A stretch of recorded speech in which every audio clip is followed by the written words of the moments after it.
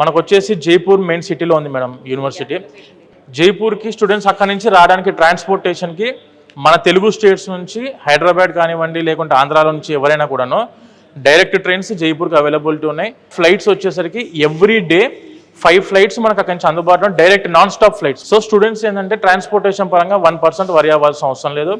And when coming to Jaipur city గురించి మనం మాట్లాడుకుంటే very peaceful city, very peaceful people, very welcoming people. University పరంగా అయితేనేమో 150 ఎకరాల క్యాంపస్ మేడం. స్టూడెంట్స్ కావాలి అనుకుంటే మొత్తం టోటల్లీ ఆన్ క్యాంపస్ లో హాస్టల్ ఫెసిలిటీ అందుబాటులో ఉంది.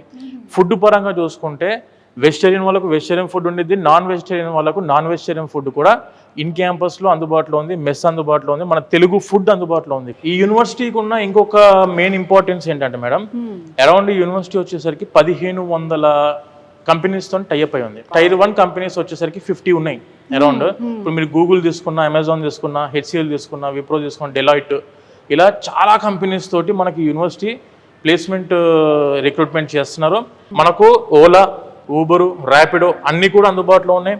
అండ్ దాంతోపాటు స్విగ్గీ, జొమాటో, టొమాటో ఏవైతే ఉంటాయో అవన్నీ కూడాను టోటల్లీ ఈ యూనివర్సిటీకి అందుబాటు. అంటే కనెక్టివిటీ పరంగా దూరంగానే ఫీల్ లేదు, అసలు ఉండదు మేడం. అసలు ఇది జేకే గ్రూప్స్ యూనివర్సిటీ కదా, జేకే సిమెంట్, జేకే టైల్స్, ఇలా చాలా దాంట్లో మనకు జేకే ఇండస్ట్రీ ఉంది.